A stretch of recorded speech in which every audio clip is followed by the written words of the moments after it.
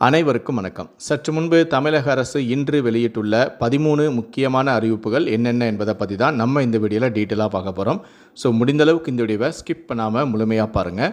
இந்த வீடியோக்குள்ளே போகிறதுக்கு முன்னாடி இந்த வீடியோக்கு ஒரு லைக் பட்டனை ப்ரெஸ் பண்ணிடுங்க. நீங்கள் இது வரைக்கும் இந்த சேனலை சப்ஸ்கிரைப் பண்ணாமல் இருந்தீங்கன்னா மறக்காமல் சப்ஸ்கிரைப் பண்ணிக்கோங்க. கூடவே அந்த பெல் சிம்பளையும் மறக்காமல் கிளிக் பண்ணிக்கோங்க. சரி, வாங்க இப்போ நாம் வீடியோக்குள்ளே போகலாம்.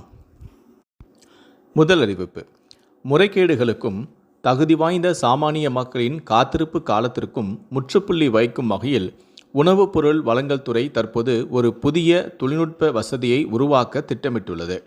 இந்த புதிய திட்டத்தின்படி இணையதளத்தில் விண்ணப்பிக்கப்படும் அனைத்து விண்ணப்பங்களும் அவற்றின் பதிவு வரிசை எண்களின் அடிப்படையிலேயே மட்டுமே பரிசீலனைக்கு எடுத்துக்கொள்ளப்படும். இதன் மூலமாக அதிகாரிகள் தன்னிச்சையாக குறிப்பிட்ட சில விண்ணப்பங்களை மட்டும் முந்திச் சென்று அங்கீகரிக்க முடியாது என்பதால் நிர்வாகத்தில் வெளிப்படைத்தன்மை அதிகரிப்பதோடு தகுதியானவர்களுக்கு உரிய நேரத்தில் முறைகேடு இன்றி புதிய ரேஷன் கார்டுகள் கிடைக்க வழிவகை ஏற்படும் என்றும் தெரிவிக்கப்பட்டுள்ளது. இரண்டாவது அறிவிப்பு: முதலமைச்சர் விஜய் தலைமையில் இன்று ஜூன் 29-30 IAS IPS மாநாடு நடத்தப்படுகிறது. சென்னை தலைமைச் செயலகத்தில் 2 நாள் முதலமைச்சர் விஜய் தலைமையில் IPS IAS IFS அதிகாரிகள் மாநாடு நடைபெறுகிறது. முதலமைச்சர் விஜய் தலைமையில் நடைபெறும் இந்த மாநாட்டின் போது அரசின் நலத்திட்டங்கள், சட்ட ஒழுங்கு உள்ளிட்ட முக்கிய பிரச்சினைகள் குறித்து விவாதிக்கப்பட உள்ளது. மூன்றாவது அறிவிப்பு: மாணவர்களின் அடையாள அட்டையில் ஜாதி பெயர் இடம்பெறாது. பள்ளி கல்வித்துறை அமைச்சரான ராஜ்மோகன் அறிவிப்பு. அமைச்சரான செங்கோட்டையன் கூறியது தவறாக புரிந்து கொள்ளப்பட்டுள்ளது என்றும், பள்ளி மாணவர்களின் அடையாள அட்டையில் ஜாதி பெயர் கட்டாயமாக இடம்பெறாது என்றும், ஜாதிகள் இல்லையடி பாப்பா என்பதுதான் தமிழ்நாடு அரசின் கொள்கை. பிறப்புங்கும் எல்லா உயிருக்கும் என்பதே எங்கள் நிலைப்பாடு. முந்தைய காலத்தில் ஜாதி சான்றிதழை காகிதத்தில் வழங்கினார்கள். அது எளிதில் சேதமடைந்துவிடும் என்பதால் ஜாதி சான்றிதழை காகிதமாக இல்லாமல் அட்டையில் வழங்குவதற்கான முயற்சிகள் நடைபெற்று வருகிறதே தவிர மாணவர்களின் அடையாள அட்டைக்கும் ஜாதிக்கும் எந்தவிதமான சம்பந்தமும் இல்லை என்று அவர் தெரிவித்துள்ளார். நான்காவது அறிவிப்பு: ஓர் ஆண்டுக்கு 100 நாட்கள் கிராமப்புற பகுதி மக்களுக்கு வேலைவாய்ப்பு அளிக்கும் மகாத்மா காந்தி வேலை உறுதி திட்டம் VPGRAMG திட்டமாக மாற்றப்பட்டு ஜூலை 2ஆம் தேதி துவங்கப்படுகிறது. புதிய திட்டத்தின் மூலம் 100 நாட்கள் வேலை என்பது 125 நாட்களாக அதிகரிக்கப்படுகிறது.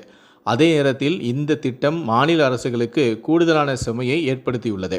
அது மட்டுமல்லாது ஒன்றிய அரசின் நிதி பங்கீட்டை குறைத்து 60% ஒன்றிய அரசும் 40% மாநில அரசும் நிதி பகிர்வு என அறிவித்துள்ளது.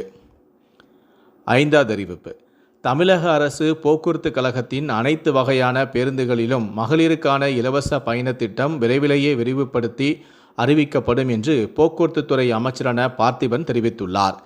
சேலத்தில் செய்தியாளர்களை சந்தித்த அவர், தமிழக வெற்றி கழகத்தின் தேர்தல் வாக்குறுதிகள் அனைத்துமே மக்களின் நலன் கருதி படிப்படியாக முழுமையாக செயல்படுத்தப்படும் என்று உறுதியளித்துள்ளார். மேலும் இந்த இலவச திட்டங்களால் அரசுக்கு ஏற்படும் கூடுதல் செலவினங்களை ஈடுகட்டும் வகையில் போக்குவரத்து துறையின் ஒட்டுமொத்த வருவாயை பெருக்குவதற்கான பல்வேறு ஆலோசனைகளிலும் புதிய உத்திகளை வகுப்பதிலும் அரசு தற்போது தீவிரமாக ஈடுபட்டு வருவதாகவும் அவர் தனது பேட்டியில் குறிப்பிட்டுள்ளார். ஆறாவது அறிவிப்பு: ஈரோடு சேலம் ரயில் நிலையங்களுக்கு இடையே மகுடஞ்சாவடி ரயில் நிலையத்தில் தண்டவாள பராமரிப்பு பணிகள் நடைபெற்று வருகின்றன. அந்த பணிகளை எளிதாக்கும் வகையில் ரயில் சேவையில் மாற்றம் செய்யப்பட்டுள்ளது.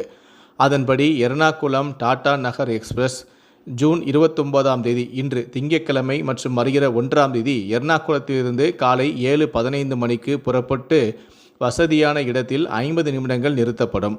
ஆலப்புழா தன்பாத் எக்ஸ்பிரஸ் இன்று ஜூன் 29 மற்றும் வருகிற 1ஆம் தேதி ஆலப்புழாவிலிருந்து காலை 6 மணிக்கு புறப்பட்டு வசதியான இடத்தில் 20 நிமிடங்கள் நிறுத்தப்படும்.